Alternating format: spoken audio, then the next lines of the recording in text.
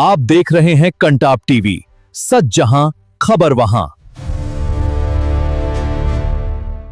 Agra police ने cyber अपराध के खिलाफ अब तक की सबसे बड़ी कार्रवाई में से एक को दिया अंजाम।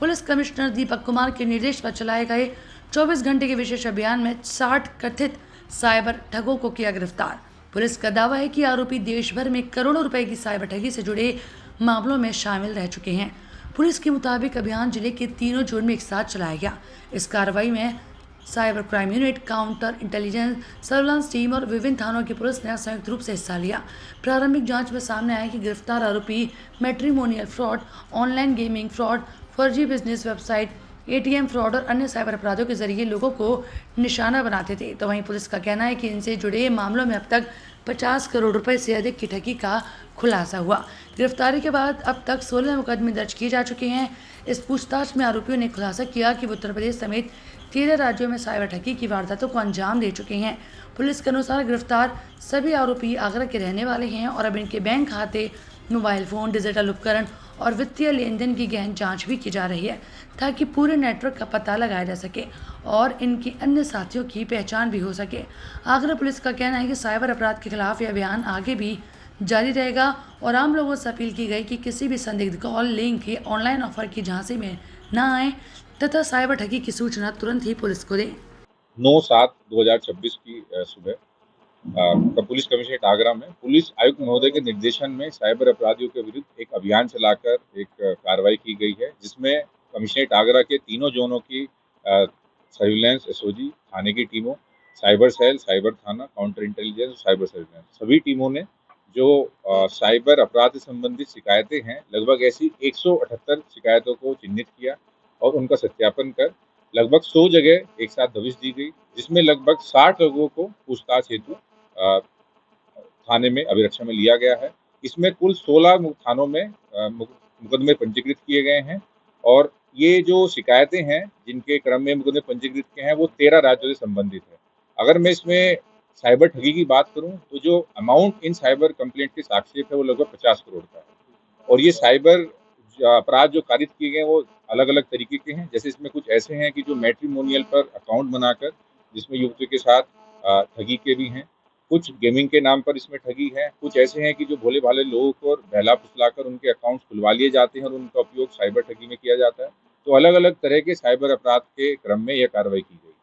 सर, अगर विदेशों की बात करें तो पहले जिस तरीके से विदेशों में कनेक्शन पाया गया, इस बार भी ऐसा कुछ मिला है?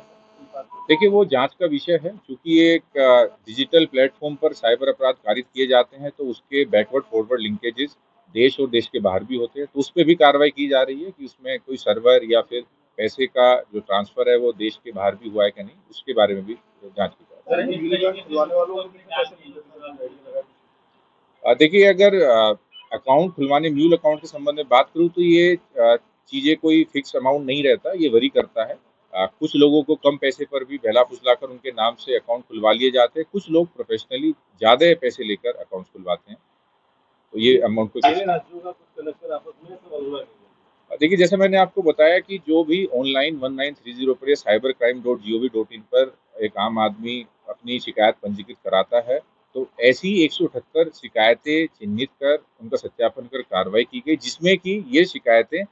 देश के 13 राज्यों से प्राप्त हुई थी। अभी तक कुछ ऐसा सामने नहीं आया है, पर चूंकि एक ही साइबर अपराध में कई खातों में पैसे का जो ट्रेल है वो बनता है, तो उस चीज पर भी जांच की जा रही है कि क्या इसमें कनेक्शन है, पैसे रोटेट हुए कि नहीं, वो चीजें भी जांच का विषय।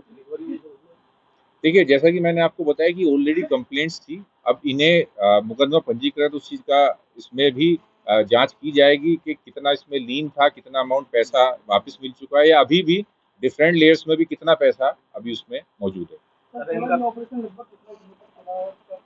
देखिए, जैसा मैंने आपको बताया कि इसका सत्यापन हम काफ़ी समय से कर रहे थे और आज सुबह ये जो हमारी जो लीड थी ये अलग अलग थानों को और अलग अलग लोगों को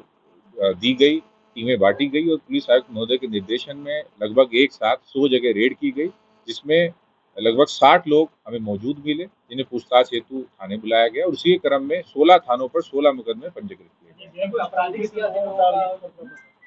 देखिए, अगेन ये चीज भी जांच की जा रही है। जैसे कुछ लोगों का है, पूछताछ में पता चला है कि देश के दूसरे राज्यों से भी उनके ऊपर साइबर संबंधी मुकदमे दर्ज हैं, और आगे भी इसमें जांच की जा रही है कि उनका पहला इसमें आपराधिक इतिहास है या नहीं। सभी पकड़े गए आरोपी आगरा के आपस में क्या है?